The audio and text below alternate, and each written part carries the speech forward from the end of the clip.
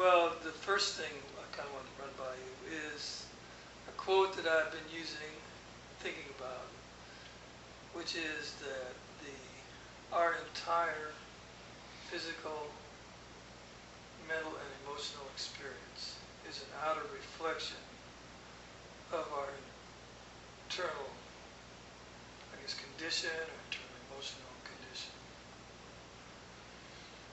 And I don't know, did you want to explain that a little bit? How what's going on physically and mentally and emotionally is a reflection of something inside of us? Well, that would go, you want me to explain the pathway of awareness? Because that will go into the explanation of the pathway of awareness. Because, I mean, that's what's necessary. You know, the pathway of awareness is what is one of the insights or the revelations I had about this work that comes out of doing ceremonial work and seeing how ceremonial work, specifically the ceremonial work that I was involved in, was about taking someone, moving someone's awareness from the physical, through the mental, through the emotional, into having what one would say would be a vibrational experience. And then the vibrational experience would be an awareness of the part of oneself that is unchanging, whatever that is, the unchangeable, right? The one that's having the experience, that's not the experience, but it's having the experience. So there was that, the ceremonies that I did showed that was the intent of the ceremony. Whether the people running the ceremony were aware of it or not, I don't think they were aware that that's what they were doing, but that's what they did because that's what worked, right? They moved you from physical through the mental, through the emotional, and eventually got to this place that where everyone felt comfortable because it was the unchanging space. And in that space, people could look at their experiences in a way that they weren't lost in them or completely identifying with them, and therefore be able to make an adjustment to them as an observer to the experience as opposed to someone lost in the experience. So that was the one revelation. And then later than that, I had another revelation, which was that when we come into this experience of the world, that we're reversing that pathway. So we're having the experience in the womb, which I call the vibrational experience. Because the womb, we can only be. We can't do anything in the womb. There's no doing going whatsoever. We're a being. And our experience in that womb, the reason why I came on the word of vibrational, which I prefer to use rather than spiritual, is because in the womb we're almost exclusively having a vibrational experience. We're not, no one in the womb is going, I feel afraid, or I feel. There's no concepts going on. There's none of that. It's just the vibrations that we receive through our mother's body. It's a constant orchestra of vibrations. And then when we leave the womb, we're emotional beings first. No child comes out the womb and starts talking immediately. No child comes out the womb and starts functioning physically independent.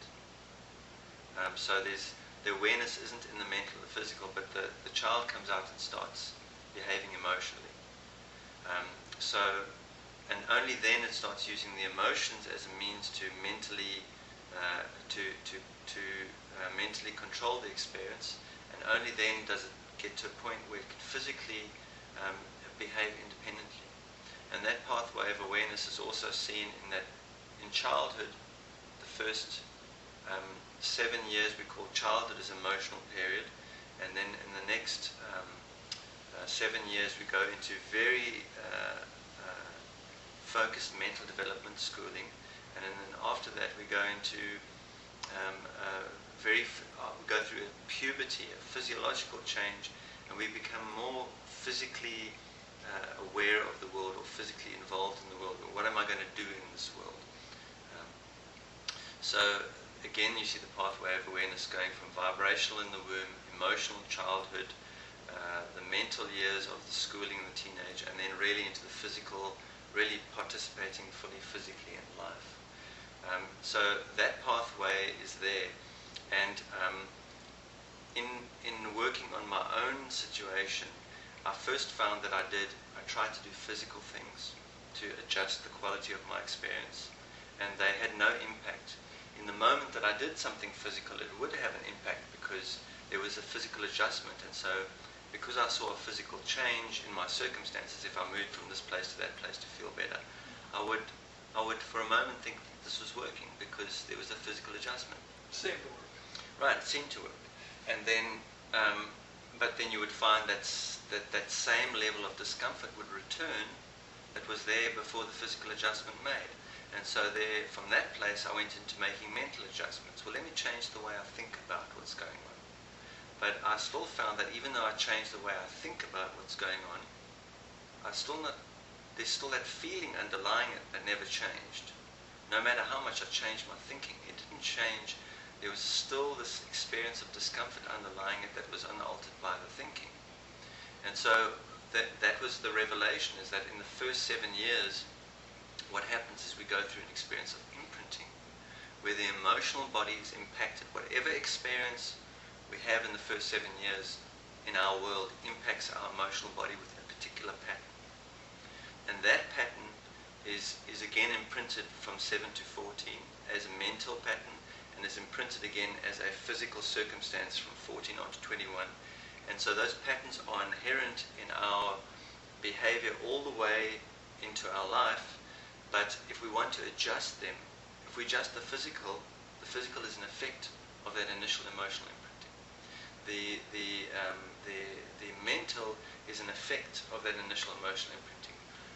What I discovered was only when I went in and made the emotional adjustment in myself did the mental and physical aspect of that expression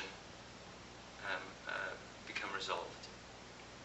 So at one point I had a really severe physical ailment, and I tried to impact it physically. I got exhausted by doing that. Then I tried to impact it mentally and do the I create my own reality, and I'm actually a healthy person and changing the way I think. And then I went in and actually allowed myself to feel the emotional signatures underlying that condition and sink into those, which were fear, anger, and rage. And only when I allowed the fear, anger, and rage to surface into my awareness, and I allowed them to be there, I didn't try and get rid of them. Initially, you try and get rid of them, but I didn't try and, eventually I got it that you don't get rid of that stuff. That's your gems. That awakens your feeling body. So only when I integrated that, or allowed the fear, anger, and grief to be there and to surface, and allow those energies that have been sedated and suppressed to move again, did my mental and physical circumstances adjust in an irreversible way. So the pain didn't come back, right? At points it did come back, and then I realized there's more there. I'd go down and do more emotional work, then it'll be gone again. So did that actually resolve the physical pain? It resolved the physical pain, but I have no doubt that if I return to the same level of behavior, of unconscious behavior, of suppressing and sedating my emotional body, right? The emotional stuff that I go through on a daily basis, if I suppress my emotional body awareness, I will most likely end up in that same place. So in fact, I don't think the pain ever goes away. We just integrate it. Pain is just a reflection of an aspect of my being that is unconscious. It's a reflection of it in the physical world. The thinking and the confused thoughts and the stories I tell myself around that are also a reflection of that. So when that part of my emotional body comes up and is allowed to move, then that reflection doesn't have to be